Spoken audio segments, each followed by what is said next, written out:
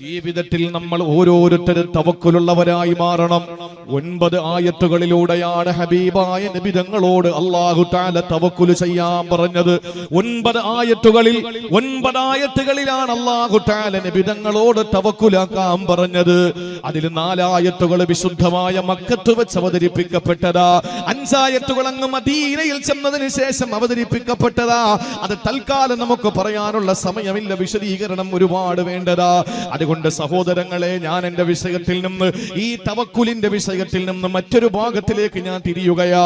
എന്താ തവക്കുലെന്നറിയോ? കാര്യകാരണങ്ങളെ നമ്മൾ തവക്കുലാക്കുമ്പോ അതിന്റെ കാര്യകാരണങ്ങളെ മുഴുവനും നമ്മൾ ചെയ്യേണ്ടി വരും. എന്ന് പറഞ്ഞാൽ നമ്മൾ ചെയ്യേണ്ടത് നമ്മൾ ചെയ്യണം, അല്ലാത്തത് നമുക്കൊരിക്കലും ചെയ്തു തരില്ല അല്ലാഹു തആല. നമ്മൾ വാഹനം സ്റ്റാർട്ട് ചെയ്തു, എന്നിട്ട് ഫസ്റ്റ് ഗിയർ ഇട്ടിട്ട് നമ്മൾ പറയുകയാണ്, ഇനി റബ്ബ് നോക്കിയോട്ടെ, ഞാൻ തവക്കലിട്ടു അലല്ലാ. പെട്ടെന്ന് വണ്ടിയിൽ നിന്ന് പുറത്തിറങ്ങിയാൽ വാഹനം മുന്നോട്ട് പോകില്ല, പോയാൽ മറ്റെവിടെങ്കിലും ഇടിച്ചു നിൽക്കും. എന്തുകൊണ്ടെന്നറിയോ? അനസ് റളിയല്ലാഹു തആല അൻഹു നിവേദനം ചെയ്യുകയാ, ഒരു ദിവസം മദീനത്തുൻ നബവിയുടെ മുന്നിൽ അതാ ഒരു മനുഷ്യൻ ഒട്ടകപ്പുറത്ത് കയറി വരികയാ. ഒട്ടകപ്പുറത്ത് കയറി വന്നു, എന്നിട്ട് മദീനയുടെ മുന്നിൽ വന്ന ആ മനുഷ്യൻ അങ്ങ് ഒട്ടകത്തിൽ നിന്ന് ഇറങ്ങുമ്പോ അനസ് റളിയല്ലാഹു അൻഹു റസൂലുള്ളാഹിന്റെ മുന്നിൽ ഇരിക്കുകയാ.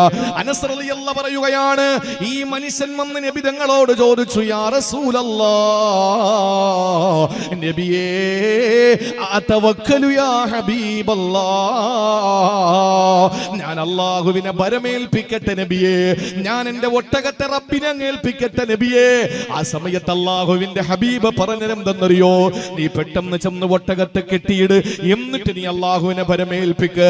നീ ഒട്ടകത്തെ കെട്ടിയിടാതെ അല്ലാഹുവിനെ ഭരമേൽപ്പിച്ചാൽ ഒട്ടകം പോവും. അത് റബ്ബിന് കഴിവില്ലാത്തതിന്റെ പേരിലല്ല, നീ ആദ്യം റബ്ബിനെ ഏൽപ്പിക്കാത്തതിന്റെ പേരിലുള്ള പടച്ചവന്റെ പിണക്കവുമല്ല. പിന്നെ എന്തുകൊണ്ടാണ് ഈ ലോകത്ത് എല്ലാ സബബുകൾ കൊണ്ടാണ് പടച്ചതമ്പുരാൻ കാര്യങ്ങളെ ക്രമീകരിച്ചിരിക്കുന്നത്.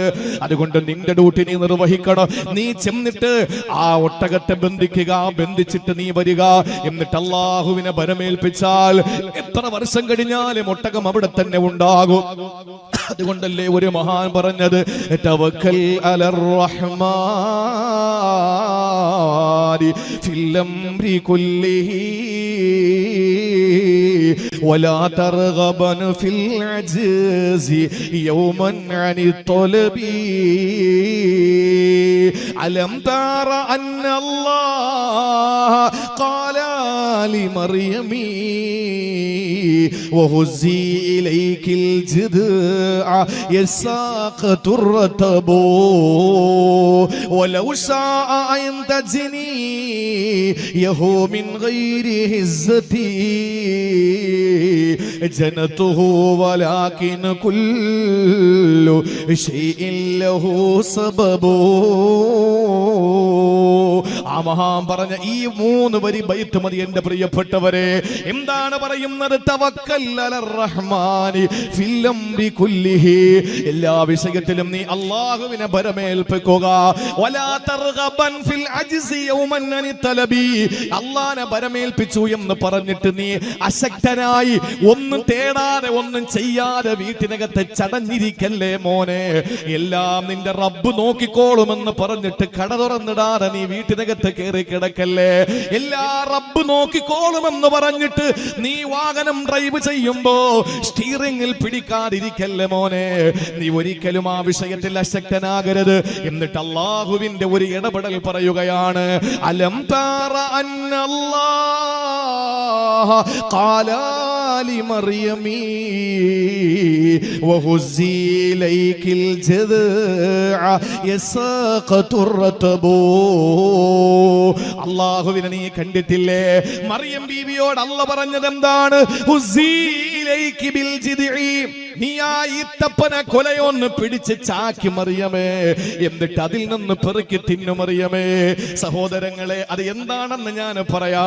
വീണ്ടും ആ മഹാൻ പറയുകയാണ്, മറിയം ബീവിയോട് ഈത്തപ്പനയിൽ നിന്ന് കൊല വലിച്ചെടുത്തിട്ട് അതിന്റെ പഴം പറിച്ചെടുത്തിട്ട് അത് ചവച്ച് നീ തിന്നണമെന്ന് അല്ലാഹു ആ മറിയമിനോട് പറഞ്ഞില്ലേ?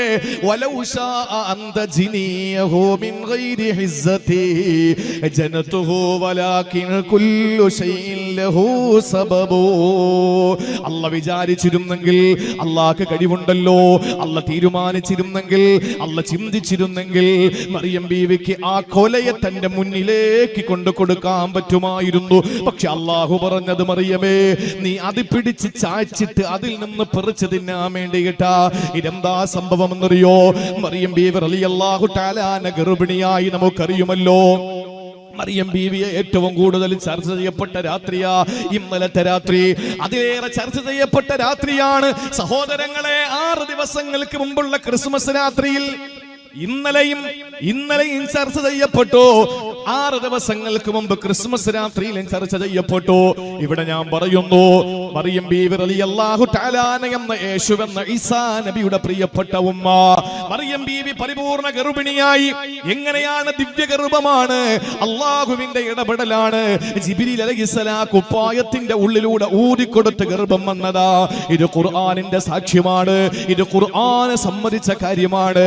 ആ മറിയം ബീവി റളിയല്ലാഹു തആല അൻഹ ഗർഭിണിയാകുമ്പോ അല്ലാഹുവിനോട് പറയുന്നു, പടച്ചവരെ, ഒരു ഭർത്താവില്ലാത്ത ഞാൻ എങ്ങനെയാണ് ഗർഭിണിയായതെന്ന് ചോദിച്ചാൽ എന്റെ റബ്ബേ, ജനങ്ങളോട് ഞാൻ എന്താ പറയുക? ഇന്ന് വലിയ അത്ഭുതമൊന്നുമല്ല, പക്ഷെ അന്ന് വലിയ അത്ഭുതമാണ്. മാത്രമല്ല, ഹന്നാ ബീവിയുടെ ഇമ്രാന്റെ പൊന്നുമോള് മറിയം ചെറിയ പ്രായം മുതൽ അത്ഭുതങ്ങൾ സൃഷ്ടിച്ച പെണ്ണാ. മറിയം ബീവി റളിയല്ലാഹു തആല അൻഹയുടെ കൊച്ചുമ്മയുടെ ഭർത്താവ് സക്കരിയ നബി അലൈഹിസ്സലാം പള്ളിയിലെ ഇമാമായിരിക്കുമ്പോ ആ മെഹ്റാബിനകത്ത് ആ കൊച്ചുകുട്ടിയായി മദ്രസയിൽ പഠനം നടത്തിക്കൊണ്ടിരിക്കുമ്പോ ആ പ്രസംഗ പീഠത്തിൽ മിമ്പറിന്റെ ഭാഗത്ത് മനോഹരമായ സുഭിക്ഷമായ ഫലവർഗ്ഗങ്ങൾ കണ്ടപ്പോ അന്നാലക്കി ഹാദാ, ഇതെവിടെ നിന്ന് കിട്ടി മോളെ എന്ന് ചോദിച്ച കൊച്ചാപ്പയോട് സക്കരിയ നബിയോട് മറിയം ബീവി റളിയല്ലാഹു അൻഹ പറഞ്ഞത്, ഹാദാ ഹുവ മിൻ ഇൻദില്ലാഹ്, ഇതെനിക്ക് എന്റെ റബ്ബ് തന്നതാ. സീസണും അൺസീസണുമുള്ള ഫ്രൂട്ട്സുകൾ നമ്മുടെ മുമ്പിലില്ലേ? ആ സമയത്ത്, ആ കാലത്ത്, ആ നാട്ടിൽ കിട്ടാത്ത ഫലവർഗ്ഗങ്ങൾ അല്ലാഹു അത്ഭുതകരമായി ആകാശത്തിന്റെ കീറുകൾ, ആകാശത്തിന്റെ മറകൾ കീറി അല്ലാഹു തആല ഇറക്കി കൊടുത്ത ചെറിയ പ്രായത്തിൽ തന്നെ അത്ഭുതങ്ങൾ സൃഷ്ടിച്ച പെണ്ണാണല്ലോ മറിയം ബീവി റളിയല്ലാഹു അൻഹ. ആ മറിയം ബീവി പഴച്ചെന്ന് പറയാൻ പറ്റോ? ഇന്ന് ജൂതന്മാര് പറയുന്നുണ്ട് മറിയം ബീവി വ്യഭിചാരിണിയായിരുന്നുവെന്ന്. ഇന്ന് ജൂതന്മാര് പറയുന്നുണ്ട് അവർ വേശ്യയായിരുന്നു എന്ന്. ഏത് ജൂതനാണോ? ഇസ്രായേൽ പ്രതിദാനം ചെയ്യുന്ന ജൂതന്മാര് പറയുന്നുണ്ട്. അമേരിക്ക പ്രതിദാനം ചെയ്യുന്ന ക്രൈസ്തവ സഭകളുടെ നേതാവായ മറിയം ബീവി എന്ന ആ പ്രിയപ്പെട്ട മാതാവ് വേശ്യയായിരുന്നു എന്ന്. എന്നിട്ടോ ആ വേശ്യ എന്നവരുടെ പ്രിയപ്പെട്ട ദൈവത്തിന്റെ മാതാവിനെ തെറിവിളിക്കുന്നവരോട് കൂട്ടുകൂടുന്നത് ഇസ്ലാമിനെ തകർക്കാനാ. അതാണ് പറയുന്നത്, ആദർശത്തിന്റെ പാപ്പരത്വമാണ്, വിവരം വെക്കാത്തൊരു തലം സമൂഹമാണ്. അങ്ങനെ ആ ജൂതന്മാര് ആക്ഷേപിക്കുമ്പോൾ, ജൂതന്മാര് വിമർശിക്കുമ്പോൾ ഇസ്ലാം പറഞ്ഞത് എന്താണ്? ഇല്ല, മറിയം ബീവി ഗർഭിണിയായത് അല്ലാഹുവിന്റെ ഇടപെടൽ മൂലമാണ്. അവര് വേശ്യാവൃത്തി നടത്തിയില്ല, അവരഭിസാരികയല്ല, അവരൊരിക്കലും ശരീരം വിറ്റവരല്ല. എങ്ങനെയാണ് അല്ലാഹുവിന്റെ ഇടപെടൽ വന്ന് ഗർഭിണിയായി? ആ സമയത്ത് അവർ അല്ലാഹുവിനോട് പറഞ്ഞു, യാ ലൈതനീ മിത്തു ഖബ്ല ഹാദാ വകുന്തു നസിയം മൻസിയാ.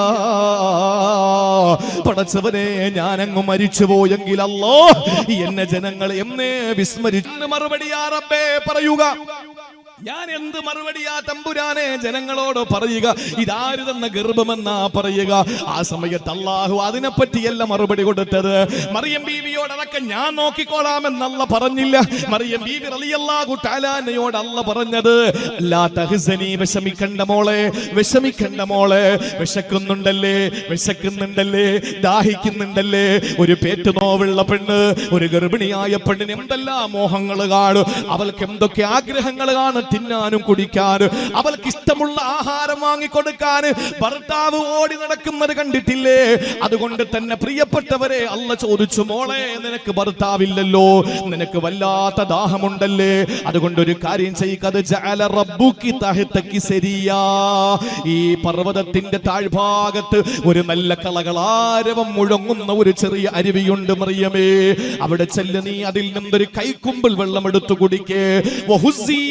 അലൈകി ബിജിദ്ഇൻ നഖ്ലതി തുസാഖിത് അലൈകി റുതബൻ ജനിയാ. എന്നിട്ട് വിശക്കുമ്പോൾ ആ കാണുന്ന ഈത്തപ്പന മരത്തെ പിടിച്ച് കുലുക്കിയിട്ട് ഈത്തപ്പഴം പെറുക്കി തിന്നിട്ട് നിന്റെ വിശപ്പടക്കണം മറിയമേ, നിന്റെ വിശപ്പടക്കണം മറിയമേ. അല്ലാഹുവിന്റെ വിശുദ്ധ ഖുർആൻ ഉദ്ധരിക്കുകയാ. ഒരു നിമിഷം ഒന്ന് ചിന്തിക്കണ്ട മുസ്ലിമേ, എന്നെ കേൾക്കുന്ന സഹോദരിമാരൊന്ന് ചിന്തിക്കണേ. എന്തേ ചെറിയ പ്രായത്തിൽ മെഹ്റാബിനകത്ത് അത്ഭുതകരമായ നിലയിൽ അല്ലാഹു പഴവർഗ്ഗങ്ങൾ കൊടുത്തു, അവരിഷ്ടപ്പെടുന്ന പഴവർഗ്ഗങ്ങൾ കൊടുത്തു. ആ പഴവർഗ്ഗങ്ങൾ കൊടുത്ത പടച്ചതമ്പുരാൻ എന്തേ അല്പം കൂടി അബലയായപ്പോൾ, ഗർഭിണിയായപ്പോൾ, ഒന്നിനും കൊള്ളാത്ത നിലയിൽ അവൾ പേറ്റുനോവ് അനുഭവിക്കുന്ന സമയത്ത്, അവളുടെ വയറ് നിറഞ്ഞു നിൽക്കുമ്പോൾ അല്ലാഹു എന്തേ അത് ചെയ്യാത്തത്? പക്ഷെ അല്ലാഹു പഠിപ്പിച്ചത് അങ്ങനെയല്ല. മറിയമേ, ചെറിയ പ്രായത്തിൽ നിനക്ക് ഞാൻ ഇതൊക്കെ തന്നു, പക്ഷേ ഇപ്പം നീ കൂടി ചെയ്യണം ചില കാര്യങ്ങള്. അതുകൊണ്ട് ഇറങ്ങിച്ചെല്ല്, അരുവിയിൽ നിന്ന് വെള്ളം എടുക്ക്. എന്തേ അല്ലാഹുവിന് അരുവിയെ മുകളിലോട്ടൊഴുക്കാൻ കഴിവില്ലാത്തത് കൊണ്ടാണോ? അല്ലെങ്കിൽ ഈത്തപ്പഴത്തിൽ നിന്ന് ഈത്തപ്പഴം അല്ലാഹു അവരുടെ മുന്നിലേക്ക് ഇട്ടുകൊടുക്കാൻ കഴിയാത്തത് കൊണ്ടാണോ? അല്ല. പക്ഷെ അല്ലാഹു പറഞ്ഞു, നീ അങ്ങനെ പെട്ടെന്ന് കഴിക്കണ്ട. നീ എന്ത് ചെയ്യണം? നീ ചെയ്യേണ്ട ഡ്യൂട്ടി ചെയ്യണം. എന്താണ്? നീ ചെല്ലുക, എന്നിട്ട് ആ ഈത്തപ്പന പിടിച്ച് കുലുക്കിയിട്ട് വീഴുന്ന പഴങ്ങൾ പെറുക്കി തിന്നുക. അടിയിൽ ചെന്നിട്ട്, അരിവാരത്ത് ചെന്നിട്ട് വെള്ളം കുടിക്കുക. സഹോദരങ്ങളെ, അല്ലാഹു ഇത് പറഞ്ഞു. അതാണ് ആ മഹാൻ പറയുന്നത്, അലം തറ അന്നല്ലാഹ ഖാലാലി മറിയമീ വഹുസ്സി ഇലൈകിൽ ജദ്അ യസാഖതുർ റുതബൂ. അല്ലാഹു വേണമെങ്കിൽ നിനക്ക് ഇതൊക്കെ തരാമായിരുന്നു. പക്ഷെ അല്ലാഹു എന്തു പറഞ്ഞു? മറിയമേ, നീ പോയി പെറുക്കി തിന്നാൻ പറഞ്ഞു. നീ പോയി അതിനെ ഓരോന്നെടുത്തിട്ട് നീ ഒന്ന് തിന്ന് എന്ന് അല്ലാഹുവിന്റെ കൽപ്പന. അപ്പൊ നമ്മൾ ചെയ്യണം. ഒട്ടകത്തെ കെട്ടിയിട്ടാണ് തവക്കുലാക്കാൻ നബി തങ്ങൾ പറഞ്ഞത്. അനസ് തങ്ങൾ കേട്ടുകൊണ്ടിരിക്കുകയാണ്. അപ്പൊ നമ്മൾ ചെയ്യേണ്ട കാര്യം നമ്മൾ ചെയ്യണം. തവക്കുൽ എന്ന് പറഞ്ഞാൽ നമ്മൾ കരുതുന്നത് പോലെ എല്ലാ റബ്ബിനെ ഏൽപ്പിച്ചിട്ട് ഇങ്ങനെ ഓടലല്ല, മറിച്ച് നമ്മൾ ഏൽപ്പിക്കേണ്ട രീതിയിൽ ഏൽപ്പിക്കണം. ഒരു ചെറിയ ഹദീസ് കൂടെ പറയാ. ആരംഭപൂവായ നബി തങ്ങൾ പറയുകയാണ്, ലൗ അന്നകും തതവക്കലൂന അലല്ലാഹി ഹഖ തവക്കുലിഹി ലറസഖകും കമാ യുർസഖു ത്വയ്ർ തഗ്ദു ഖിമാസം വതറൂഹു ബിതാനാ. എന്തായി പറയുന്നത്? ലൗ അന്നകും തതവക്കലൂന അലല്ലാഹി ഹഖ തവക്കുലി.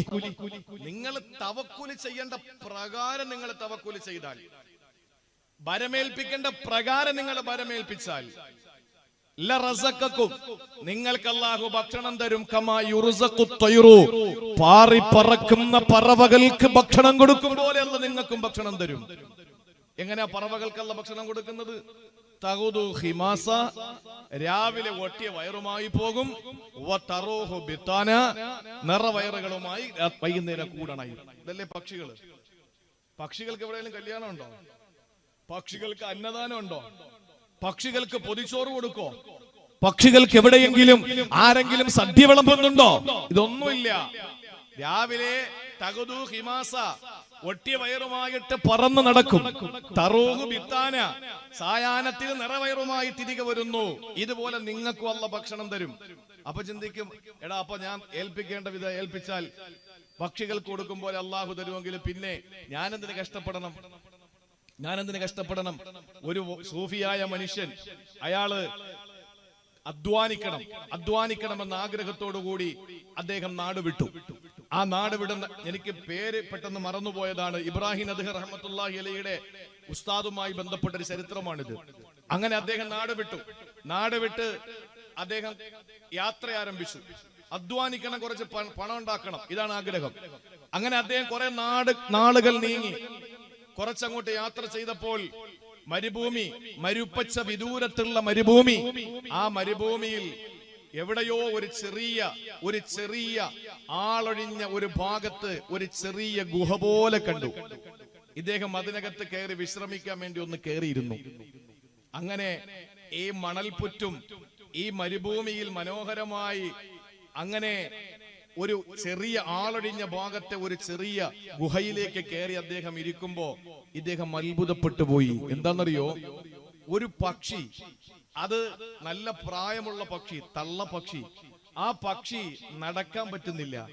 ആ പക്ഷി കാഴ്ച നഷ്ടപ്പെട്ടിരിക്കുകയാണ്, അന്ധയായ പക്ഷിയാണ്. ആ പക്ഷി ഇങ്ങനെ ഇരിക്കുന്നു. ഇദ്ദേഹം ചിന്തിച്ചു, പടച്ചതമ്പുരാനെ, ഈ പക്ഷിക്ക് എങ്ങനെയാണ് ഭക്ഷണം കിട്ടുക?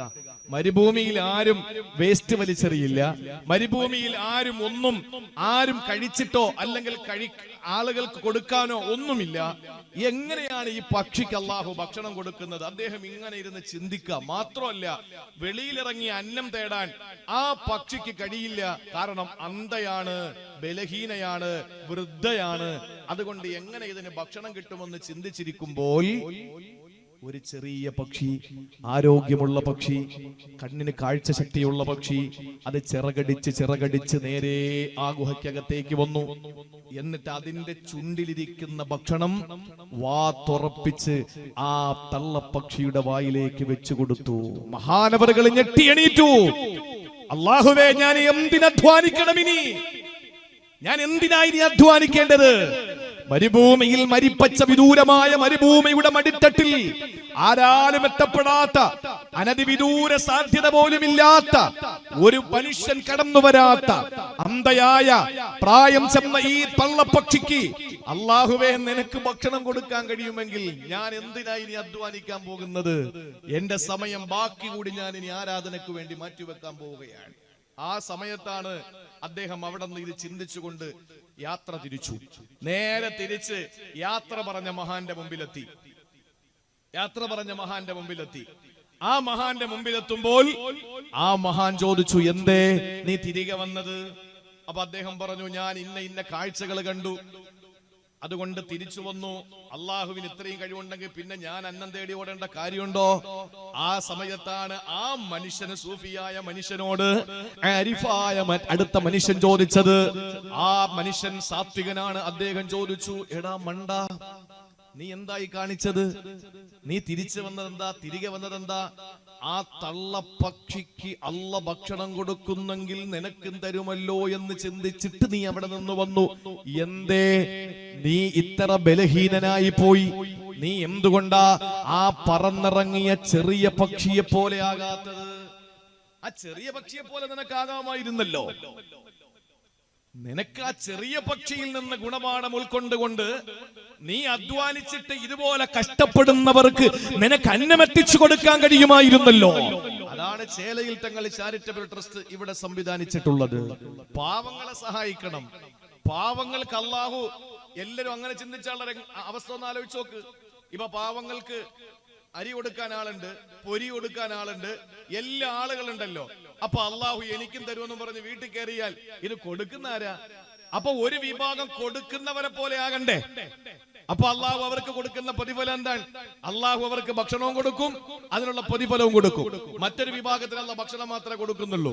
അതുകൊണ്ട് തള്ളപ്പക്ഷിയെ പോലെ ആകാൻ ശ്രമിച്ച നീ എന്തുകൊണ്ട് ആ ചെറിയ പക്ഷിയെ പോലെ നീ ആകാൻ തീരുമാനിച്ചില്ല എന്ന് ചോദിച്ച മഹാനായ ആ സാത്വികനായ മനുഷ്യന്റെ കഥ ഞാൻ നിങ്ങളുടെ മുന്നിൽ പറഞ്ഞിട്ട് പറയുന്നു, സഹോദരങ്ങളെ, നമ്മൾ ചെയ്യേണ്ട കാര്യം നമ്മൾ ചെയ്യണം. ബാക്കി റബ്ബ് തരും. മൂസാ നബി അലൈഹിസ്സലാം നമ്മൾ പറയാണ്, നീയൊക്കെ നമ്മൾ ചെയ്യേണ്ട കാര്യം നമ്മൾ ചെയ്യണം. ബാബരി മസ്ജിദ് അതുപോലെ മറ്റുള്ള പ്രശ്നങ്ങളൊക്കെ വരുമ്പോ അതൊക്കെ അള്ള നോക്കും. പിന്നെ അള്ളാഹ്ക്ക് മേശരി പണിയല്ലേ ജോലി, വന്നിട്ട് ജാന്തൂരി അടിക്കാൻ. നമ്മൾ ചെയ്യേണ്ടത് നമ്മൾ ചെയ്യണം. അതിന് നമുക്ക് തെളിവുണ്ട് വിശുദ്ധ ഖുർആനിൽ. കലീമുല്ലാഹി മൂസാ നബി അലൈഹിസ്സലാത്തു വസ്സലാം ഒരു ചെറിയ പ്രശ്നമുണ്ടായി നാട്ടിൽ, അറിയുമല്ലോ. ഫറോവ സാമ്രാജ്യത്തോട് വെല്ലുവിളിച്ചു. മൂസാ നബി അലൈഹിസ്സലാമിനോട് അല്ലാഹു പറഞ്ഞു, ഫഅസ്രി ബിഇബാദി ലൈലൻ ഇന്നകും മുത്തബഊൻ. അല്ല പറഞ്ഞ വാക്ക് നിങ്ങളൊന്ന് ചിന്തിച്ചേ. ഫഅസ്രി ബിഇബാദി ലൈല ഇന്നകും മുത്തബഊൻ. ഫഅസ്രി, അല്ലയോ മൂസ നബിയേ, നിങ്ങൾ രാത്രി യാത്ര പോകൂ. ബിഇബാദി, എന്റെ ദാസന്മാരെയുമായിട്ട് നിങ്ങൾ രാത്രി യാത്ര ചെയ്യ്. കാരണം ഇന്നകും മുത്തബഊൻ, ആളുകൾ നിങ്ങളെ പിന്നാലെ വരും. അതുകൊണ്ട് രാത്രി ആരും കാണാതെ നിങ്ങൾ യാത്ര ചെയ്യണമെന്ന് മൂസാ നബിയോട് അല്ലാഹു പറഞ്ഞതെന്താ? പകല് പിന്നാലെ വരുന്ന ഫറോവയുടെ സാമ്രാജ്യത്തെ പിടിച്ചു നിർത്താൻ നമ്മുടെ റബ്ബിന്റെ ശക്തി പോരാഞ്ഞിട്ടാണോ? അല്ല, നമ്മൾ ചെയ്യേണ്ടത് നമ്മൾ ചെയ്യണം. അതുകൊണ്ട് മൂസ നബിയെ, സമൂഹമേ, എന്റെ സമൂഹത്തെയും കൊണ്ട്, എന്നെ വിശ്വസിച്ച എന്റെ പ്രിയപ്പെട്ട ബനൂ ഇസ്രായേലികളെയും കൊണ്ട് നിങ്ങൾ രാത്രി യാത്ര ചെയ്യണം. കാരണം ഇന്നക്കും മുത്തബഊൻ, നിങ്ങളെ പിൻപറ്റിയിട്ട് നിങ്ങളെ പിന്നാലെ ആളുകൾ വരുന്നുണ്ട്, ഫിർഔനും കൂട്ടരും വരുന്നുണ്ട് എന്ന് പറഞ്ഞത് എന്തുകൊണ്ടാ?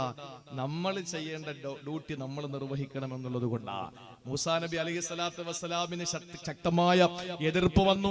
അവിടെ നിന്ന് നാട് വിട്ടു. അങ്ങനെയാണ് മൂസാ നബി അലൈഹി സ്വലാത്തു വസ്സലാം പല യാത്രകളും അങ്ങനെ നടത്തിയിട്ടുണ്ട്. മദിയനിലേക്ക് പോയി ശുഐബ് നബിയുടെ മോളെ വിവാഹം കഴിച്ചത് അതുപോലത്തെ യാത്രയാണ്. ബനൂ ഇസ്രായേലികളെ അടിമച്ചങ്ങലയിൽ നിന്ന് ബന്ധനസ്ഥരായിരുന്ന ബനൂ ഇസ്രായേലികളെ മോചിപ്പിച്ചുകൊണ്ട് വിമോചന പോരാളിയായി മഹാനായ മൂസാ നബി അലൈഹി സ്വലാത്തു വസ്സലാം വിപ്ലവം സൃഷ്ടിച്ചുകൊണ്ട് ഒരു സമൂഹത്തെ രക്ഷപ്പെടുത്തി. ചെങ്കടലിൽ ഒരു സമൂഹത്തിന്റെ ദാർഢ്യം അവസാനിപ്പിക്കപ്പെട്ട ഒരു യാത്രയും ഇതേപോലെ രാത്രിയിലാണ്. അപ്പൊ രാത്രിയിൽ നിങ്ങൾ യാത്ര ചെയ്യും. കാരണം ആരും നിങ്ങളെ പിന്നാലെ വരില്ല എന്നല്ല പറഞ്ഞു. പക്ഷേ അള്ളാഹു പിന്നാലെ വിട്ടു ജനങ്ങളെ, എന്നിട്ട് രക്ഷപ്പെടുത്തി കാണിച്ചു കൊടുത്തു. ചിന്തിച്ചു നോക്ക്. അള്ളാഹു രക്ഷപ്പെടുത്തി കൊടുത്തു. എങ്ങനെ? നിങ്ങൾ രാത്രി പൊയ്ക്കോളാൻ പറഞ്ഞു. രാത്രി പോയിട്ടും അള്ളാഹു ശത്രുക്കളെ പിന്നാലെ വിട്ടു, എന്നിട്ട് രക്ഷപ്പെടുത്തി കാണിച്ചു കൊടുത്തു. കാരണം നിങ്ങൾ ചെയ്യേണ്ട ഡ്യൂട്ടി നിങ്ങൾ ചെയ്യണം, ഞാൻ ചെയ്യേണ്ട ഡ്യൂട്ടി ഞാൻ ചെയ്തോളാം. അതാണ് ലൗ അന്നകും തതവക്കലൂന അലല്ലാഹി ഹഖ്ക തവക്കുലി ലറസഖകും കമാ യുർസഖു തൈറു തഖദു ഖിമാസം വതറൂഹു ബിതാന. പ്രഭാതമാകുമ്പോൾ ഒട്ടിയ വയറുമായി പോകുന്ന പക്ഷിക്കുഞ്ഞുങ്ങൾ വൈകുന്നേരം സായാഹ്നത്തിൽ കൂടുകളിലേക്ക് അണയുന്നത് നിറവയറുമായിട്ടാണ്. നമുക്ക് ഇത് കണ്ടിട്ട് എന്നാ പിന്നെ പക്ഷികളെ പോലെ തവക്കുൽ ചെയ്യാമെന്ന് ചിന്തിച്ചാൽ ചെയ്തോളീൻ. പക്ഷെ ഒരു കാര്യം നിങ്ങൾ ചെയ്യണം. ഈ ഹദീസ് നിങ്ങളൊന്ന് ശ്രദ്ധിച്ചോ. എന്താ പറഞ്ഞത്? ലൗ അന്നകും തതവക്കലൂന അലല്ലാഹി ഹഖ്ക തവക്കുലിഹി. ഏൽപ്പിക്കേണ്ട പ്രകാരം നിങ്ങൾ ഏൽപ്പിക്കണം. ആ ഏൽപ്പിക്കേണ്ട പ്രകാരം അതെങ്ങനെയാണ്? അതാണ് അടുത്ത് പറഞ്ഞ തഖദു ഖിമാസ. രാവിലെ ഒട്ടിയ വയറുമായിട്ട് പോകും. തറൂഹു ബിത്താന, രാത്രി നിറഞ്ഞ വയറുമായിട്ട് വരും. അപ്പൊ കൊള്ളാലോ. അതെ, പക്ഷെ നിങ്ങൾ ഒട്ടിയ വയറുമായിട്ട് പക്ഷികൾ പോകുന്നത് പോലെ നിങ്ങളും വീട്ടിൽ നിന്ന് ജോലിക്ക് വേണ്ടി പോകണം. അപ്പം നിങ്ങൾക്ക് നിറഞ്ഞ വയറുമായി തിരിച്ചു വരാം. അല്ലാതെ വീട്ടിൽ കയറി കഥ ചിരുന്നാൻ പറ്റൂല. അതാണ് ഹഖ്ക തവക്കുലിഹി. ചെയ്യേണ്ട പ്രകാരം ചെയ്യണമെന്ന് പറഞ്ഞാൽ അവിടെ പക്ഷികൾ ഡ്യൂട്ടി നിർവഹിക്കുന്നുണ്ട്. തവക്കുലിന് ഈ ഒരു ഹദീസ് എന്തിനാ പരിചയപ്പെടുത്തിയത്? പക്ഷികളുടെ ഡ്യൂട്ടി നിർവഹിക്കുന്നുണ്ട്. ആ ഡ്യൂട്ടിയാണ് തഖദു ഖിമാസ. അവര് രാവിലെ പോകുന്നത് അവരുടെ ഡ്യൂട്ടി നിർവഹിക്കാൻ വേണ്ടിയിട്ടാണ്. അങ്ങനെ ചുരുക്കത്തിൽ നമ്മുടെ ജീവിതത്തിൽ നമ്മൾ ചെയ്യേണ്ട കാര്യം ഇനി ഒന്നുകൂടെ ഞാൻ പറയാം. അള്ളാഹു എന്തെങ്കിലുമൊക്കെ സൗഭാഗ്യങ്ങൾ തരും. നമ്മൾ ചെയ്യേണ്ട ഡ്യൂട്ടി നമ്മൾ ചെയ്യണം. എന്തുകൊണ്ടെന്നറിയോ? നൂഹ് നബി അലൈഹി സ്വലാത്തു വസ്സലാമിനെ അള്ളാഹു തആല പരീക്ഷിച്ചു. ജനങ്ങൾ മുഴുവനും നൂഹ് നബിയെ കാണുമ്പോ ചെവിയില് ഈ വിരല് തിരികെ കയറ്റിയിട്ട് ഓടുമായിരുന്നു. ചെവിയിൽ വിരല് തിരികെ കയറ്റിയിട്ട് ഓടുമായിരുന്നു. നിന്റെ പ്രസംഗമൊന്നും എനിക്ക് കേൾക്കണ്ടടാന്ന് പറഞ്ഞിട്ട് ഓടുമായിരുന്നു. അന്ന് തുടങ്ങിയ സമൂഹം ഇന്നുണ്ടല്ലോ. നമ്മളൊന്ന് ചിന്തിച്ചു നോക്കിയേ. നമ്മളിപ്പോ ഒരു നാട്ടില് വിശുദ്ധ ഖുർആൻ പറയാൻ പോയാൽ എത്ര ആളുണ്ടാവും? നേരെ മറിച്ച് ഏതെങ്കിലും ഒരു സിനിമാ നടൻ വന്നാൽ, അദ്ദേഹം വന്ന് എന്തെങ്കിലുമൊക്കെ പൊട്ടാസ് വെച്ചിട്ട് പോയാൽ എത്ര ആളുകളാ കൂടുക? അപ്പൊ എന്താണ് ഇതിന്റെ അർത്ഥം? ഒരു സമൂഹത്തിന് ഇപ്പോഴും ഖുർആൻ അരോചകമാണ് എന്നാണ്, ഹദീസുകൾ അരോചകമാണ് എന്നാണ്. ദീൻ പഠിക്കാൻ നമ്മൾ ഒരു വേദിയിൽ പോയി നമുക്കറിയാത്തൊരു കാര്യം പഠിച്ചിട്ട് നമ്മൾ അവിടെ നിന്ന് എഴുന്നേറ്റ് പോകുമ്പോ അത് നമ്മുടെ ജീവിതത്തിൽ കൊണ്ടുവരുമ്പോ ഇനി അറിയാത്ത കാര്യങ്ങൾ അല്ലാഹു പഠിപ്പിച്ചു കൊടുക്കും. അത് അള്ളാഹുവിന്റെ ശൈലിയാണ്. നമ്മൾ പഠിക്കില്ല, അതുകൊണ്ട് അല്ലാഹു പഠിപ്പിക്കില്ല. പഠിച്ചാലും പോരാ, അമല് ചെയ്താലേ അടുത്തത് പഠിപ്പിക്കുള്ളൂ.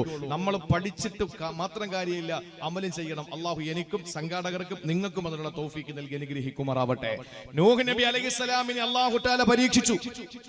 നൂഹ് നബിയോട് പറഞ്ഞ എന്താണ്? പർവ്വതത്തിന്റെ മുകളിൽ കൊണ്ടുവന്ന് ഒരു കപ്പൽ ഉണ്ടാക്കാൻ പറഞ്ഞു. അപ്പൊ ആളുകൾ പറഞ്ഞടാ, യവൻ എന്ത് ഭ്രാന്ത. ആദ്യം ഭ്രാന്തെന്ന് പറഞ്ഞ് പുറത്തിറങ്ങിയത് ഭാര്യയായിരുന്നു. നൂഹ് നബിക്ക് ഭ്രാന്തെന്ന് പറഞ്ഞ് ആദ്യം പുറത്തു വന്നാലാണ് സ്വന്തം കെട്ടിയോള്. അപ്പൊ കുടുംബത്തിൽ നിന്ന് തന്നെ തുടങ്ങി ശത്രുത. ഇത് ഇയാൾക്ക് വട്ടാണ്. ഇല്ലെങ്കിൽ ഈ പറയുന്ന ഈ കപ്പൽ ഉണ്ടാക്കേണ്ടത് വെള്ളത്തിലല്ലേ കപ്പൽ ഉണ്ടാക്കേണ്ടത്, അല്ലെങ്കിൽ താഴ്ന്ന ഭാഗത്തല്ലേ കപ്പൽ ഉണ്ടാക്കേണ്ടത്?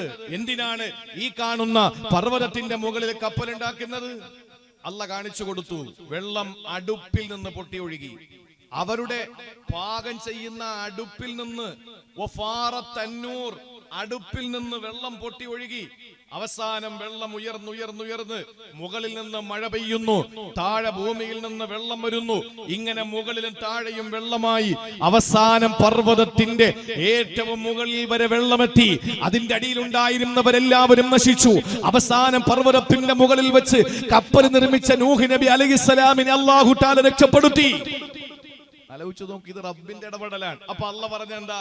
വസ്നഇൽ ഫുൽക ബിഅയുനിനാ വവഹീനാ വലാ തുഖാതിബ്നി ഫില്ലദീന ളലമൂ ഇന്നഹും മുഗ്റഖൂൻ. സൂറത്തുൽ ഹൂദിൽ അല്ലാഹ് പറഞ്ഞതാണ്, വസ്നഇൽ ഫുൽക, കപ്പൽ നിർമ്മിക്കൂ നൂഹ് നബിയേ, ബിഅയുനിനാ, എന്റെ എഞ്ചിനീയറിംഗിൽ. ഞാനാണ് എഞ്ചിനീയർ. എന്റെ മേൽനോട്ടത്തിൽ നിങ്ങൾ കപ്പൽ നിർമ്മിക്കൂ. വവഹീന, എന്റെ സന്ദേശം ഉൾക്കൊണ്ടുകൊണ്ട് ഞാൻ പറയുന്നത് പോലെ, ഞാൻ പറയും പോലെ നിങ്ങൾ നിർമ്മിക്കണേ. വലാ തുഖാതിബ്നി ഫില്ലദീന ളലമൂ ഇന്നഹും മുഗ്റഖൂൻ. മുങ്ങിപ്പോകാൻ വിധിക്കപ്പെട്ട ഒരു സമൂഹത്തിനെ പറ്റി എന്നോട് നിങ്ങൾ തർക്കിച്ച് നിൽക്കാൻ നിൽക്കരുത്. അല്ലാഹു അക്ബർ. എന്താ പറഞ്ഞത്? കപ്പലിൽ ഉടനെ കയറിക്കോളണം, കപ്പൽ ഉടനെ കയറണം. കപ്പൽ നിർമ്മിക്കേണ്ടത് എന്റെ മേൽനോട്ടത്തിലും എന്റെ നിർദ്ദേശത്തിലുമാകണം.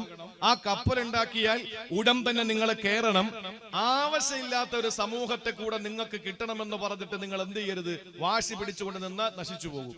മനസ്സിലായ കാര്യങ്ങള്? നമ്മളൊരു കാര്യം പറയുമ്പോ എല്ലാവരും അത് ഉൾക്കൊള്ളണമെന്ന് പറഞ്ഞ് നമ്മൾ വെയിറ്റ് ചെയ്താൽ നശിച്ചത് തന്നെ. അതുകൊണ്ട് ഒരു കാര്യം പറയുമ്പോൾ കേൾക്കാൻ താല്പര്യമുള്ളവരുടെ മുമ്പിൽ അതങ്ങോട്ട് പറഞ്ഞു കൊടുക്കുക. അതുകൊണ്ട് തന്നെ റബ്ബിന്റെ ഫضل കൊണ്ട് ഞാൻ എന്നെ പുകഴ്ത്തുന്നതല്ല. 10,000 പേര് ഒരുമിച്ച് കൂടുന്ന വേദിയുണ്ട്, 5,000 പേര് ഒരുമിച്ച് കൂടുന്ന വേദിയുണ്ട്, 50 പേര് ഒരുമിച്ച് കൂടുന്ന വേദിയുണ്ട്. ഈ 50 പേര് ഒരുമിച്ച് കൂടുന്ന വേദിയിലും 5,000 പേരും 10,000 പേരും ഒരുമിച്ച് കൂടുന്ന വേദിയിലും എന്റെ പ്രസംഗം ഞാൻ ഒരുപോലെ തന്നെ പ്രസംഗിക്കുള്ളൂ. കാരണം എന്താ? വരാത്തൊരു സമൂഹത്തിന്റെ അല്ലെങ്കിൽ പങ്കെടുക്കാതെ മാറി നിൽക്കുന്ന ഒരു സമൂഹത്തിന്റെ അവരുടെ അസാന്നിധ്യത്തെ ഓർത്തുകൊണ്ട് സങ്കടപ്പെട്ടുകൊണ്ട് വന്ന മഹാന്മാരായ നിങ്ങൾ മഹാന്മാരാണ്. കാരണം എന്താണ്? ഈ സമയത്ത് നിങ്ങൾക്ക് എന്തെല്ലാം ജോലിയുണ്ട്, വീട്ടിൽ പോയി എന്തെല്ലാം ചെയ്യാം. അപ്പൊ നിങ്ങൾ ഇവിടെ വെറുതെ വന്നിരിക്കുന്നത്, ഇവിടെ പായസം കൊടുക്കണില്ല, ഇവിടെ കോഴിക്കുഞ്ഞിനെ കൊടുക്കുന്നില്ല, ഇവിടെ വാഴക്കന്ന് കൊടുക്കുന്നില്ല, ഇവിടെ ഒന്നും കൊടുക്കുന്നില്ല. ഇവിടെ എന്താ നിങ്ങൾക്ക് തരുന്നത്? വിശുദ്ധ ഖുർആൻ എന്റെ നാവിലൂടെ അള്ളാഹു നിങ്ങളോട് പറയുന്നു. അത് നിങ്ങളെ കേൾക്കാൻ വേണ്ടി വന്ന നിങ്ങളെല്ലാം തെരഞ്ഞെടുത്തത് കൊണ്ടാണ്.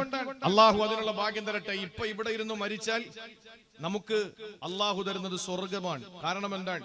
ദീൻ പഠിക്കുന്നതിനു വേണ്ടി മജ്ലിസിലേക്ക് കടന്നുപോയി ആ വഴിയിൽ മരണപ്പെട്ടാൽ അവന് സ്വർഗമാണെന്ന് നബി മുഹമ്മദ് മുസ്തഫ. പക്ഷെ മറ്റേ വീശാതിരിക്കണം. ചില ആളുകൾ വാഴ കേൾക്കാൻ വന്നിരിക്കുന്നത് വീശിയിട്ടാണ്. ഐറ്റം ഉണ്ടല്ലോ, അതും വെച്ചോണ്ടിരുന്നിട്ട് പിന്നെ രക്ഷയില്ല. കാരണം ആ സമയത്ത് പിന്നെന്തുണ്ടാവൂല, ഈമാൻ ഉണ്ടാവൂല. ഞാൻ അടുത്ത സമയത്ത് ഞാൻ സ്ഥലം പറയില്ല. ഇന്നലെ മിനിങ്ങാന്ന് എന്നൊക്കെ പറഞ്ഞാൽ നിങ്ങൾക്കറിയാം, കൃത്യമായി നെറ്റിൽ നോക്കി ഇന്നലെ എവിടെയായിരുന്നു എന്നറിയാം, മിനിങ്ങാന്ന് എവിടെയായിരുന്നു എന്ന് പറയാം. അതുകൊണ്ട് ഈ തൊട്ടടുത്ത സമയത്ത് ഒരു സ്ഥലത്ത് പ്രസംഗിച്ചിറങ്ങുമ്പോ ആ സദസ്സില് 1-2 മദ്യപാനികൾ ഉണ്ടായിരുന്നു. അപ്പൊ ആ മദ്യപാനികൾ ഭയങ്കര ബഹുമാനമാണ്, ഭയങ്കര ആദരവാണ്. അപ്പൊ ഈ സാധനം കഴിക്കുമ്പോഴാണ് കൂടുതൽ ബഹുമാനം വരുന്നത്. പക്ഷെ ആ ബഹുമാനം എന്തെങ്കിലും ഉപകാരം ചെയ്യോ? ഒന്നുമില്ല. അപ്പൊ എന്നോട് പറഞ്ഞു, ഉസ്താദ് മദ്യത്തെ പറ്റിയിട്ട് നല്ലോണം സംസാരിക്കണം, മദ്യപാനത്തിനെതിരെ ശക്തമായ നിലയിൽ പ്രസംഗിക്കണം. അത് പറയുമ്പോഴും വായിന്ന് 1/2 ഗ്രാം വെച്ച് തെറിച്ചോണ്ടിരിക്കുകയാണ്. അപ്പൊ അതിൽ കാര്യമില്ല. നമ്മുടെ ജീവിതത്തില് അങ്ങനെ ഒന്നുമില്ലാതെ നല്ല നിഷ്കളങ്കമായി നമ്മൾ ഒരു സദസ്സിൽ വാഴ കേൾക്കാൻ പോയാൽ അതും മതി. അള്ളാഹ് നമ്മളെ രക്ഷപ്പെടുത്തും. അള്ളാഹു ആ നല്ലവരിൽ നമ്മൾ ഉൾപ്പെടുത്തി അനുഗ്രഹിക്കുമാറാവട്ടെ. അവന്റെ ഖുർആനല്ലേ സഹോദരങ്ങളെ പറയുന്നത്? അവന്റെ ഖുർആൻ കേൾക്കാനല്ലേ ഈ മഞ്ഞത്ത് വന്ന് നിങ്ങൾ ഇരിക്കുന്നത്? എന്തെല്ലാം നിങ്ങൾക്ക് ജോലിയുണ്ട്. നാളത്തെ കാര്യങ്ങൾ ക്രിയേറ്റ് ചെയ്യണം, ഇന്നത്തെ കാര്യങ്ങൾ നിങ്ങൾക്ക് അതിന്റെ കണക്കെടുക്കണം, അല്ലെങ്കിൽ അതിന്റെ നിരൂപണം നടത്തണം. ഇതൊക്കെ നിങ്ങൾക്ക് ഉണ്ടാകുമ്പോ അതൊക്കെ ഒഴിവാക്കിയിട്ട് ഈ നല്ല സമയത്ത്, മാത്രമല്ല ഈ സമയത്ത് നമ്മുടെ ജീവിതത്തിൽ അള്ളാഹു തന്ന ഏറ്റവും നല്ല സമയമാണ് ഈ സമയം. കാരണം നമ്മുടെ ജീവിതത്തിൽ നമ്മുടെ ഓട്ടത്തിനിടയിൽ, നമ്മുടെ രാവിലെ ഇറങ്ങി നമ്മൾ ഓടുന്നതാണ് വാപ്പ അല്ലെങ്കിൽ സഹോദരൻ ഒക്കെ. അപ്പൊ തിരിച്ച് വീട്ടിൽ വന്ന് നമ്മുടെ കുഞ്ഞു മക്കളെ ലാളിക്കാൻ, വയസ്സ് കൂടിക്കൊണ്ടിരിക്കുകയല്ലേ അവരുടേത്. നമ്മൾ ഓരോ ദിവസം ഇങ്ങനെ കറങ്ങി നടക്കുമ്പോൾ കുട്ടികളുടെ ആ ശൈശവം കടന്ന് ബാല്യത്തിലെത്തി, കൗമാരത്തിലെത്തി, യൗവനത്തിലെത്തി, വാർദ്ധക്യത്തിലേക്ക് പോകുന്ന ഈ ഘട്ടങ്ങൾ കഴിഞ്ഞു വരികയല്ലേ. നമ്മുടെ മക്കളോട് സഹവസിക്കാൻ, കരുണ കാണിക്കാൻ, കൊഞ്ചിക്കാൻ, ലാളിക്കാൻ കിട്ടുന്ന ഒരു അവസരവും നമ്മൾ നഷ്ടപ്പെടുത്തരുത്. ഇന്ന് പറ്റിയില്ല, നാളെ നമ്മൾ വീണ്ടും കളിപ്പിക്കാൻ നിൽക്കുമ്പോ ഒരു ദിവസം അവന്റെ ജീവിതത്തിൽ മാറിയിരിക്കാൻ. ഇതാണ് സംഭവിക്കുന്നത്. അപ്പൊ ആ പ്രധാനപ്പെട്ട സമയമൊക്കെ നിങ്ങൾ ഇവിടെ വന്നിരിക്കുന്നത് ഖുർആനോട് നിങ്ങളുടെ താല്പര്യം കൊണ്ടാണ്. അള്ളാഹു അത് എന്നെന്ന് നിലനിർത്തി അനുഗ്രഹിക്കുമാറാവട്ടെ. അതുകൊണ്ടാണ് അള്ളാഹു നൂഹ് നബിയോട് പറഞ്ഞത്, വിവരം കെട്ട ഒരു ജനതയെ പറ്റി തർക്കിച്ചുകൊണ്ട് നിൽക്കല്ലേ. ആ വിവരം കെട്ട ജനതയിൽ ആരാ ഉള്ളത്? നബിയുല്ലാഹി നൂഹ് അലൈഹിസ്സലാം, ശൈഖുൽ അംബിയാ നൂഹ് നബി അലൈഹിസ്സലാമിന്റെ പ്രിയപ്പെട്ട പൊന്നുമോൻ അടക്കമുണ്ട്. നബിയേ, നിങ്ങൾ പെട്ടെന്ന് നിങ്ങൾ വാഹനം നിർമ്മിച്ച്, കപ്പൽ നിർമ്മിച്ച് രക്ഷപ്പെട്ടോ. അല്ലാഹുവേ എന്റെ പൊന്നുമോൻ അവിടെ നിൽക്കുകയാ. ലൈസ മിൻ അഹ്ലിക്, അത് നിങ്ങളുടെ മോനെന്നാരാ പറഞ്ഞത്? ഇല്ല പടച്ചോനെ, എന്റെ മോനാ. എന്തിനാ നൂഹ് നബിയെ നിങ്ങൾ ഇങ്ങനെ തർക്കിക്കുന്നത്? വലാ തുഖാതിബിനി ഫില്ലദീന ലലബു, തെമ്മാടികളുടെ വിഷയത്തിൽ എന്നോട് നിങ്ങൾ തർക്കിക്കുന്നു. ഇന്നഹും മുഗ്റഖൂ, ഇവനൊക്കെ ചാവാനുള്ളതാ, ഇവനൊക്കെ ചത്തുവാനുള്ളതല്ലേ, നിങ്ങൾ എന്തിനാ എന്റെ അടുത്ത് തർക്കിക്കുന്നത് എന്ന് പറഞ്ഞ് അള്ളാഹു പറഞ്ഞ് കേറിക്കോ, വിട്ടോ, സ്ഥലം വിട്ടോ എന്ന് പറഞ്ഞു. അവസാനം എന്തായാലും മോനല്ലേ, എന്തായാലും വാപ്പയും മോനും അല്ലേ, അത് കാണാൻ എങ്ങനെയാലും ഒരു പിതാവിന് കഴിയൂലല്ലോ. അതുകൊണ്ട് ഈ മകൻ മുങ്ങിച്ചാവുന്നത് കാണേണ്ട അവസ്ഥ വരുത്താതെ അള്ളാഹു രണ്ടുപേരുടെ ഇടയിലും ഒരു വലിയ തിരമാലയെ കൊണ്ടുവന്ന് അള്ളാഹു താല തിരശീലയിട്ടു. വാപ്പാക്ക് മോൻ മുങ്ങിച്ചാവുന്നത് കാണേണ്ടി വന്നില്ല. അതാണ് പടച്ചവൻ. അപ്പൊ നൂഹ് നബിയോട് പറഞ്ഞ എന്താ? നിങ്ങൾ കപ്പലുണ്ടാക്കി. എന്തേ അള്ളാഹുവിന് ഇത്രയും പ്രളയം ഉണ്ടാക്കാൻ കഴിവുള്ള പടച്ചവന് ഒരു ചെറിയ കപ്പലോട് ഉണ്ടാക്കി കൊടുത്തൂടെ? അള്ളാഹ് ഉണ്ടാക്കി കൊടുക്കൂല. അള്ളാഹ്ക്ക് ഈ കപ്പലുണ്ടാക്കുന്ന പണിയില്ല, അത് നമ്മുടെ പണിയാണ്. നമ്മള് കപ്പലുണ്ടാക്കണം, എന്നിട്ട് കയറി ഇരിക്കണം, എന്നിട്ട് പറയണം ബിസ്മില്ലാഹി മജ്രിഹാ വ മുർസാഹാ. അപ്പോഴാ തനിയെ അങ്ങോട്ട് ഓടിക്കോളൂ. അൽഹംദുലില്ലാ, അതാ ചെയ്യേണ്ടത്. എത്ര വലിയ സംവിധാനങ്ങളും അതിന്റെ പിന്നിൽ ഒരു ചെറിയ സഹായം വേണം. ഫ്ലൈറ്റ് പൊങ്ങുന്നത് എങ്ങനെ? ഇത്രയും വലിയ ടൺ കണക്കിന് ഭാരവുമായിട്ട് ഫ്ലൈറ്റ് പൊങ്ങുന്നു. നിങ്ങൾ ചിന്തിച്ചിട്ടുണ്ടോ? റൺവേയിലേക്ക് ഇതിനെ ഒന്ന് തള്ളി ഉന്തിക്കൊണ്ടു പോകുന്നത് ചെറിയൊരു വണ്ടിയാണ് ഈ ഫ്ലൈറ്റിനെ ഉന്തി തള്ളി അതിന് പാകമായ റൺവേയിൽ കൊണ്ട് നിർത്തിയിട്ട് അതിങ്ങ് പോകുന്നു, പിന്നെ അത് തനിയെ ഓടി പോകുന്നു. ഇത്രയും വലിയ പറന്നു പോകുന്ന ഫ്ലൈറ്റ് പോലും അതിനെ ഒന്ന് പൊക്കാൻ ചെറിയൊരു വാഹനം വേണം. ഇനി കപ്പൽ നോക്ക്, ചെറിയ വള്ളം, ചെറിയ കൊതുമ്പ് വള്ളം ഉണ്ടല്ലോ, അതിൽ ചെന്നിട്ടാണ് അതിനെ പ്രത്യേകമായി ഇതിനെ തള്ളി ഈ സമുദ്രത്തിന്റെ ചാനലിലേക്ക് അതിനെ കൊണ്ടുപോകുന്നത്. അതിന്റെ ചാനലിലേക്ക് കൊണ്ട് ഇറക്കിയാൽ പിന്നെ അത് ധൈര്യമായിട്ട് അങ്ങോട്ട് ഓടിക്കോളും. അത് ഓട്ടോമാറ്റിക് ആയിട്ട് ഓടും, മാനുവലായിട്ട് ഓടും. പക്ഷെ അത് ഇറങ്ങണമെങ്കിൽ ഒരു ചെറിയ കൊതുമ്പ് വള്ളം വേണം അങ്ങോട്ട് ഇറക്കാൻ. ഇങ്ങനെയാണ് ഡ്യൂട്ടി നിർവഹിക്കണം നമ്മൾ. അല്ലാതെ എല്ലാം റബ്ബിനെ ഏൽപ്പിച്ച അവൻ ഇതിന്റെ പണിയില്ല. അതൊക്കെ നമ്മൾ ചെയ്യണം. അത് ചെയ്യുമ്പോ അള്ളാഹുവിന്റെ സഹായം ഉണ്ടാകും. ഇത് നമ്മളെ പഠിപ്പിച്ചു. അതുകൊണ്ടല്ലേ വെള്ളിയാഴ്ചയ്ക്ക് മാത്രമുള്ള ആയത്തല്ല, വെള്ളിയാഴ്ച ജനങ്ങൾ ഒരുമിച്ച് കൂടുന്ന, എല്ലാവരും വരുന്ന ദിവസമായത് കൊണ്ടാണ് അള്ളാഹു അങ്ങനെ സൂറത്തുൽ ജുമുഅയിൽ അത് ഉൾപ്പെടുത്തിയത്. എന്താ അള്ളാഹ് പറഞ്ഞത്? ഇദാ നൂദിയ ലിസ്സലാത്തി മിൻ യൗമിൽ ജുമുഅ ഫസ്ഉ إلى ذكر الله وذروا البيع ذلكم خير لكم إن كنتم تعلمون. അല്ലാഹ് പറയുകയാണ്, ഓ വിശ്വാസികളെ, അയ്യുഹല്ലദീന ആമനൂ ഇദാ നൂദിയ ലിസ്സലാത്തി മിൻ യൗമിൽ ജുമുഅ, ജുമുഅ ദിവസത്തിന്റെ ബാങ്ക് മുഴങ്ങി കേട്ടാൽ നിങ്ങൾ എന്താ ചെയ്യേണ്ടത്? ഫസ്ഉ ഇലാ ദിക്രില്ലാഹ്, കടയടക്കൂ, പള്ളിയിലേക്ക് പോകൂ. വദറുൽ ബൈഅ, പെട്ടെന്ന് ഷട്ടർ ഇട്ടോ, കടയുടെ ഷട്ടർ ഇട്ടോ, കട നിങ്ങൾ സീൽ ചെയ്തോ, എന്നിട്ട് പെട്ടെന്ന് പള്ളിയിലേക്ക് പോ. നിങ്ങൾക്ക് അതാണ് ബോധമുണ്ടെങ്കിൽ നല്ലത്. എന്നിട്ട് അല്ലാഹു വീണ്ടും പറയുകയാണ്, ഫഇദാ ഖുളിയത്തിസ് സ്വലാഹ്, നമസ്കാരം കഴിഞ്ഞാൽ, ആ നമസ്കാരം പൂർത്തീകരിച്ചാൽ നിങ്ങൾ എന്താണ് ചെയ്യേണ്ടത്? ഫന്തശിറൂ ഫിൽ അർളി, നിങ്ങൾ പെട്ടെന്ന് കടയിലേക്ക് ചെന്നിട്ട് കട തുറന്നോ. ഫന്തശിറൂ ഫിൽ അർളി വബ്തഗൂ മിൻ ഫളിലില്ലാഹ്, അല്ലാഹു എത്തിച്ചു തന്ന കച്ചവടക്കാർക്ക് നിങ്ങളുടെ സാധനങ്ങൾ, ചരക്കുകൾ വിറ്റിട്ട് നിങ്ങൾ പൈസ ഉണ്ടാക്കിക്കോ. എത്ര അർത്ഥവത്തായി അള്ളാഹു നമ്മളോട് പറഞ്ഞു. ബാങ്ക് വിളി കേൾക്കുമ്പോൾ ആ ബാങ്ക് വിളിക്കുന്ന സമയത്ത് കടയടച്ചിട്ട് പള്ളിയിൽ പോകണം. എന്നിട്ട് ഉടനെ നിങ്ങൾ ആ കട അടച്ച നിങ്ങൾ വീണ്ടും നമസ്കാരം കഴിഞ്ഞിട്ട് കട തുറന്നിട്ട് നിങ്ങൾ വീണ്ടും അധ്വാനിക്കണമെന്ന് പഠിപ്പിച്ചതെന്താ? സഹോദരങ്ങളെ, അള്ളാഹു നമ്മൾ ചെയ്യേണ്ട ഡ്യൂട്ടിയാ അള്ളാഹു തന്നത്. അല്ലെങ്കിൽ പടച്ചവന് പറഞ്ഞൂടെ, നിങ്ങൾ ബാങ്ക് കേട്ടാൽ പള്ളിയിൽ നിങ്ങൾ ചെല്ല്, എന്നിട്ട് അവിടെ തന്നെ ഏറ്റിക്കാഫിരിക്കെ. അങ്ങനെ ഏറ്റിക്കാഫിരുന്നിട്ട് ഞാൻ നിങ്ങൾക്ക് തന്നോളാം തിന്നാൻ. ഇതല്ലല്ലോ അല്ല പറഞ്ഞത്. നിസ്കാരം കഴിഞ്ഞാൽ ഫിത്ന പറയാതെ, ഫസാദ് പറയാതെ, ഫന്തശിറൂ ഫിൽ അർള്, പെട്ടെന്ന് നിങ്ങൾ പുറത്തേക്ക് ഇറങ്ങിക്കോ. എന്നിട്ട് വബ്തഗൂ മിൻ ഫളില്ലാ, പെട്ടെന്ന് ചെന്ന് അലസനാകാതെ കടയിൽ ചെന്നിരിക്ക്. അല്ല എത്ര കൃത്യമായി നമ്മളോട് പറഞ്ഞു, എത്ര കൃത്യമായി പറഞ്ഞു. ഉമർ റളിയല്ലാഹു തആല അൻഹുവിന്റെ ഭരണം നടക്കുമ്പോ നമസ്കാരം കഴിഞ്ഞ് വലിയ ചില ആളുകൾ നിസ്കാരം കഴിഞ്ഞാൽ പിന്നെ തസ്ബീഹുമായിട്ട് പള്ളിയിൽ ഇങ്ങനെ ഉലാത്തും. സുബഹി കഴിഞ്ഞാൽ പിന്നെ പെട്ടെന്ന് പോകും. കാരണം എന്താണ്? ജോലിക്ക് പോകണം, അതുപോലെ നാസ്ത കഴിക്കണം, അതിനോട് പെട്ടെന്ന് പോകും. ലൊഹർ കഴിഞ്ഞാലും പിന്നെ നിൽക്കൂല. കാരണം എന്താ? ചോറ് കഴിക്കണം, ചിലപ്പോ ജോലിയുടെ ഇടയിൽ നിന്ന് ഓടി വന്നതായിരിക്കും.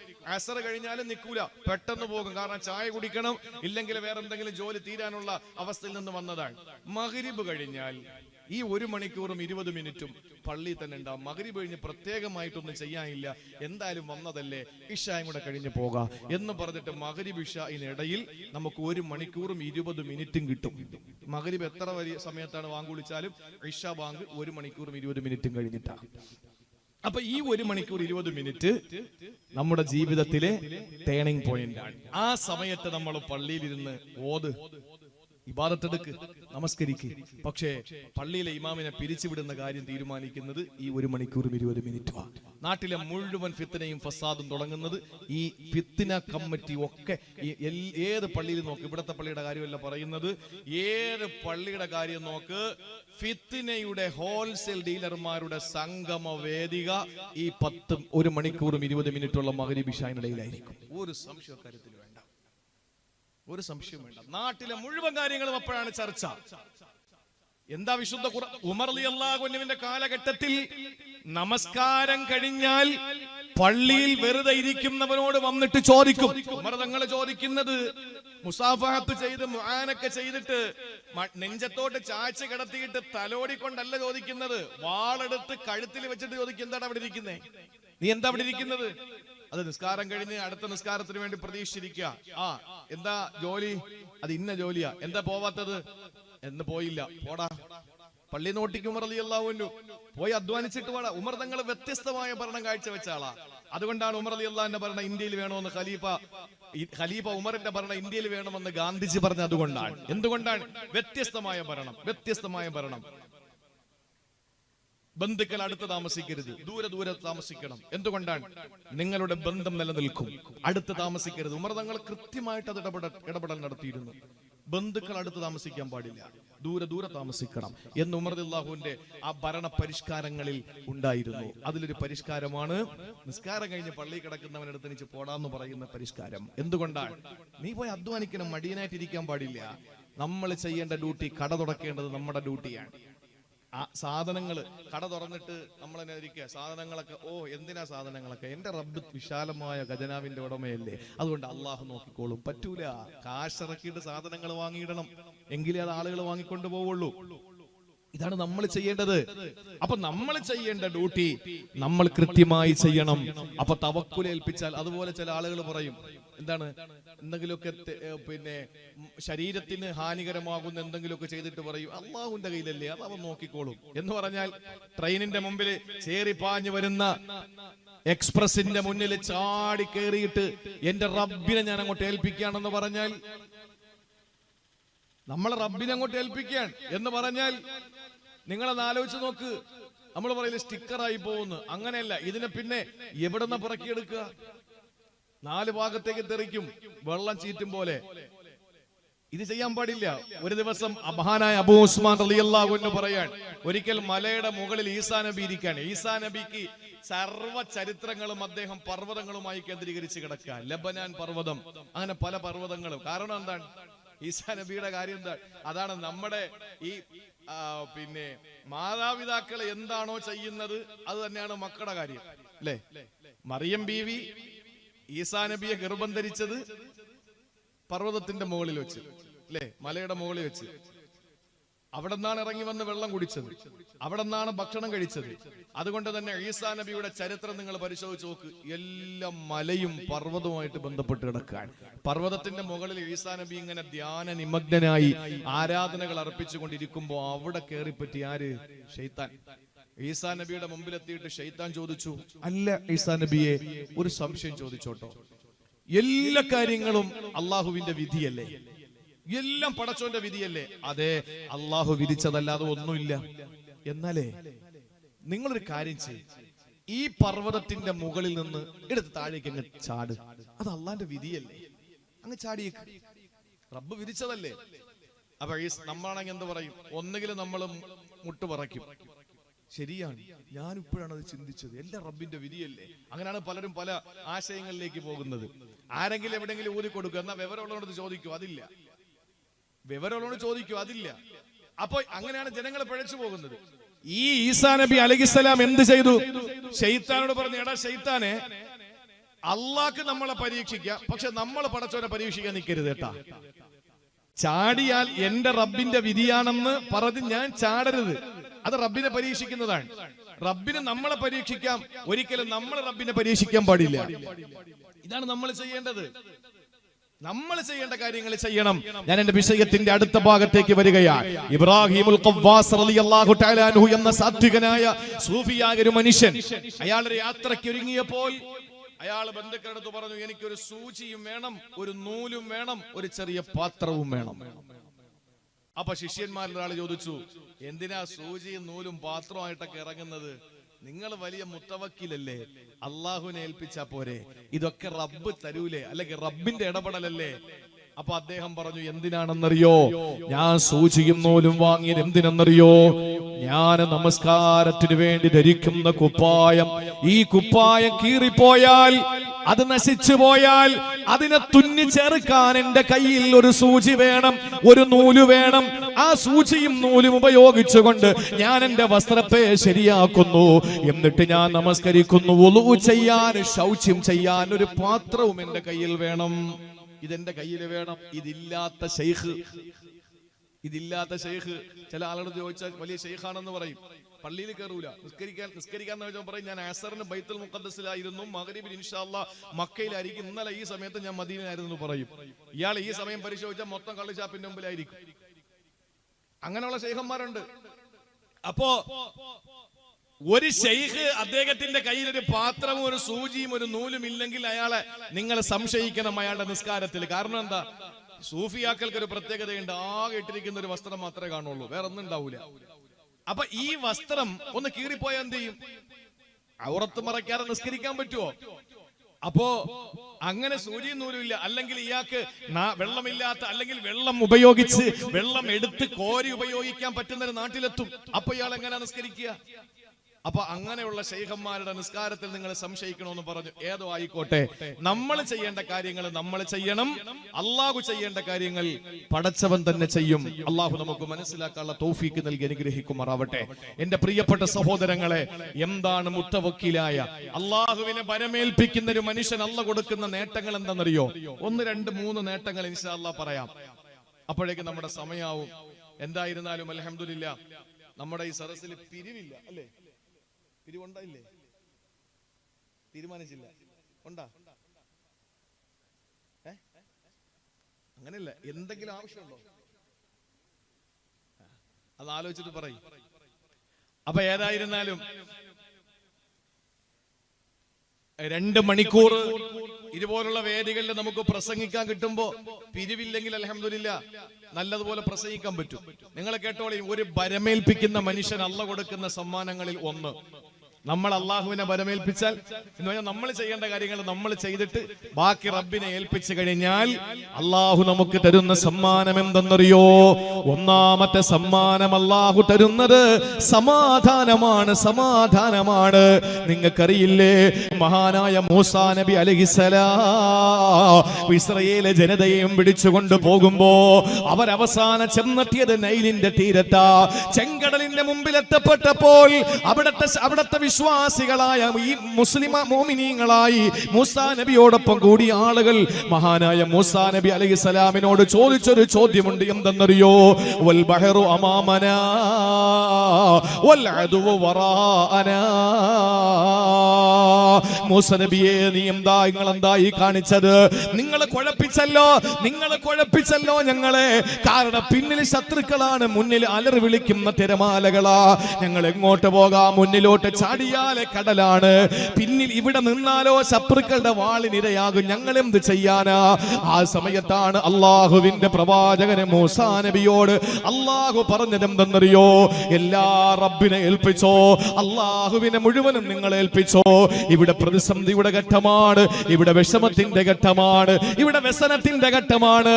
ഈ സമയത്ത് എന്താ നമ്മൾ ചെയ്യേണ്ടത്? മുന്നിൽ അലറി വിളിക്കുന്ന ചെങ്കടലാണ്, പുറകിലോ ശത്രുക്കൾ. ഇങ്ങനെ ശത്രുക്കൾ പോരാട്ടത്തിന് വേണ്ടിയിട്ട്, നശിപ്പിക്കാൻ വേണ്ടിയിട്ട് ഇങ്ങനെ അവർ കൃത്യമായി തീരുമാനമെടുത്തുകൊണ്ട് വന്നുകൊണ്ടിരിക്കുകയാ. എന്താ നമ്മൾ ചെയ്യുക? ആ സമയത്താണ് മൂസാ നബി അലൈഹിസ്സലാം തന്റെ ജനതയോട് പറഞ്ഞതെന്തെന്നറിയോ? എല്ലാ റബ്ബിനെ ഏൽപ്പിക്കുക. എന്നിട്ടോ റബ്ബ് തരുന്ന സമ്മാനം എന്താ? കല്ലാ ഖാല കല്ലാ ഇന്ന മഇയ റബ്ബി സയഹ്ദീ. എന്തിനാ നിങ്ങൾ വിഷമിക്കുന്നത്? എന്റെ റബ്ബ് വഴി കാണിച്ചു തരും. നിമിഷങ്ങൾ ബാക്കിയാണ്. പടയെടുത്ത് വരുന്ന ഫിർഔനിന്റെ കൂട്ടര് ഏതാനും നിമിഷങ്ങൾ കഴിയുമ്പോൾ അവരെ പിടിച്ചു വിഴുങ്ങാൻ വേണ്ടി വരുന്നു. മുന്നിലോ കടലിന്റെ തിരമാലകൾ ആർത്തിരമ്പി വരുന്നു. എങ്ങനെയാ രക്ഷപ്പെടുക? നിമിഷങ്ങൾ മാത്രം ബാക്കി. എന്തേ മൂസ ഞങ്ങൾ ചെയ്യേണ്ടത്? നിങ്ങൾ അള്ളാഹുവിനെ ഏൽപ്പിക്കും മക്കളെ. കല്ലാ, നിങ്ങൾ പറയുന്നത് പോലെയല്ല കാര്യങ്ങൾ. ഇന്ന മഇയ റബ്ബീ സയഹ്ദീ. എന്റെ റബ്ബ് എനിക്ക് വഴി കാണിച്ചു തരും. എന്റെ റബ്ബ് എനിക്ക് വഴി കാണിച്ചു തരും. എന്റെ അള്ളാഹു എനിക്ക് വഴി കാണിച്ചു തരും. ആ സമയത്ത് അള്ളാഹു ഇടപെട്ടു. മൂസ നബിയെ, നിങ്ങൾ എന്തിനാ വിഷമിക്കുന്നത്? കയ്യിലിരിക്കുന്ന വടി കൊണ്ട് നിങ്ങൾ ആ ചെങ്കടലിലൊന്ന് അടിക്കുമോ? അങ്ങനെ മഹാനായ മൂസാ നബി അടിച്ചപ്പോഴാണ് 12 പാതകൾ ഒരുങ്ങിയത്. 12 പാതകൾ ഒരുങ്ങി. ഒന്ന് ചിന്തിച്ചു നോക്ക്. മൂസാ നബി അലൈഹിസ്സലാമിനും പരിവാരങ്ങൾക്കും പോകാൻ വേണ്ടിയിട്ട് അല്ലാഹു തആല വഴിയൊരുക്കി കൊടുത്തു. അങ്ങനെ മൂസാ നബിയും പരിവാരങ്ങളും അവസാനത്തെ ആളും കടലിലിറങ്ങി. കൃത്യമായി അള്ളാഹു നല്ല പാതയാക്കി കൊടുത്തു. ആ പാതയിലേക്ക് ഇറങ്ങി അവരിൽ അവസാനയാളും അങ്ങോട്ട് കയറിയെന്ന് ബോധ്യപ്പെട്ട് ഫിർഔനിന്റെയും അതിന്റെ പ്രവർത്തകരും അവസാനത്തെ ആളും കടലിലിറങ്ങിയെന്ന് അള്ളാഹുവിന് ബോധ്യപ്പെട്ടപ്പോ അള്ളാഹു പഴയതുപോലെയാക്കി. അപ്പോഴാണ് ഫിർഔനും കൂട്ടരും മുങ്ങിച്ചത്തത്, മൂസാ നബിയും പരിവാരവും രക്ഷപ്പെട്ടത്. എന്തുകൊണ്ടാണ്? അള്ളാഹു സമാധാനം കൊടുത്തു. ആളുകൾ 100 ഒട്ടകം ഇനാം പ്രഖ്യാപിച്ചു. ആരെങ്കിലും മുഹമ്മദിനെയും സിദ്ദീഖിനെയും ജീവനോടെയാണെങ്കിൽ അങ്ങനെ, കൊന്നിട്ടാണെങ്കിൽ അങ്ങനെ, ആ ശിരസോ അല്ലെങ്കിൽ ജീവനോടെയോ ഞങ്ങളുടെ മുന്നിൽ ഹാജരാക്കുന്നവർക്ക് 100 ഒട്ടകം ഇനാം പ്രഖ്യാപിക്കുന്നു. ഒന്ന് ആലോചിച്ച് നോക്കേ.